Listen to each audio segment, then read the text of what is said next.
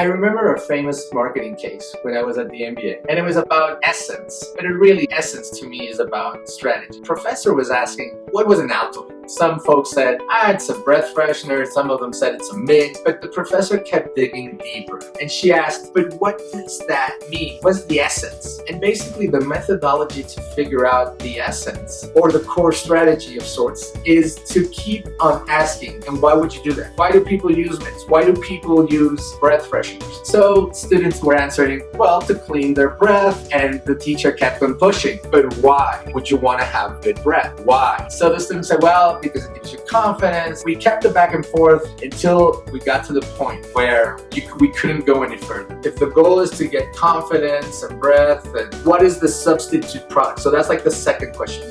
The first one is keep digging, and the second stage is to ask, what are the substitute products? To which basically everybody responded, toothbrush, toothpaste. This is where she started honing in on where she was going. So she asked, if the substitute is a toothbrush and toothpaste, why don't people just use the substitute?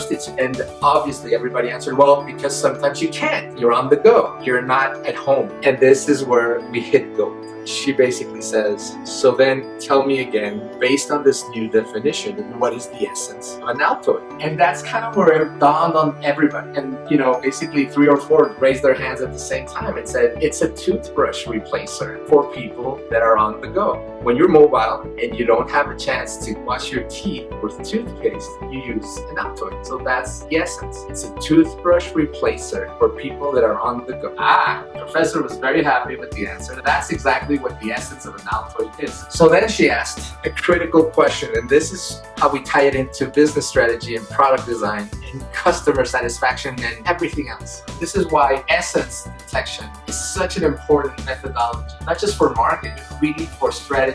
The professor leaned and lowered her voice and almost whispered the question. If an Altoid is a toothbrush replacer for people that are on the go, is it a good thing or a bad thing that it tastes like toothpaste? The power of what she had just asked us hit us like a truck full of bricks. People, when we started the case, were, they were joking around, the Altoids, and they taste like toothpaste, and blah, blah, blah. And some folks were saying that they liked them, some folks were saying that they didn't like them. Regardless of whether you like them or not, the most powerful concept was that it was brilliant that they actually made them to taste like toothpaste, because subliminally, it took you to the replacement, the substitute product that it was designed to replace. Essence detection is an extremely powerful methodology. Then she proceeded to explain to us the marketing campaign, which was at the time curiously strong mints, and there was the tin boxes, and a very retro campaign with bodybuilders. What was really interesting was the fact that she basically argued that the whole campaign wasn't designed to really introduce the product. It was designed to manage the expectation of the audience. So when they would pop an Altoid into their mouth and it tasted, the very strong sense of mint, that they wouldn't be taken aback. And that was like a mic drop moment,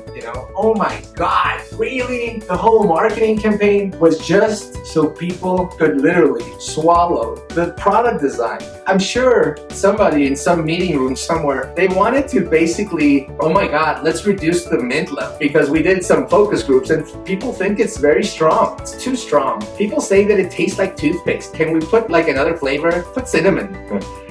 I'm sure some glorious nerd from the research department somewhere found some qualitative info and they brought it to the table like this. And thank God there was probably a very strong marketer behind that brand that basically said, no, this is the design. Let's create a marketing campaign to mitigate the impact. That's an amazing, amazing case study. I probably used that case study since I started teaching years ago. But I love the simpleness of it and how it communicates really the power of detecting the essence of a product or service. So how are we going to use it? The essence is very important, because normally a lot of companies stop short of their potential essence. We have an exercise that I do with all my students where we take any business, just give me any business, at random that's traditional business that's not typically thought of as a data business, and I will give you the data business version of that business. And I remember one of the students came up with an idea for, he wanted to create a barber shop. And I was like, okay, so now give it to me with data. What does a barber shop with data look like? And we did the essence exercise. We followed the same questions. We basically said, so they look better, it's about confidence. And so we ended up getting into, interestingly, a very similar place than the breath mints. This whole thing about confidence keeps popping up with consumer marketing. I said, so what's the substitute product? The substitute product would be, some of them answered, these makeover experts. So basically like a personal stylist and blah, blah, blah. Why haven't they used their substitute products? So this is where you find what's really unique about this product, what's really the essence. So this was perfect because the data version that they came up with was basically a system that would use natural language processing to go out into social media, get the tweets, get Instagram, look at Facebook, look at YouTube, gather all the data on looks and use basically the people's comments with natural language processing and process images with computer vision and be able to determine via the machine learning pattern detections what are the most common looks that people are uploading. You can analyze that by country and by different data points, but essentially you would need an algorithm like that to be a cutting-edge barbershop in the new data age, because that's how you could present summaries of those looks, of those trends to your customers. Now, of course, the low-tech version of this, which a lot of barbershops engage in, is they just have magazines with those looks. They're chosen by people that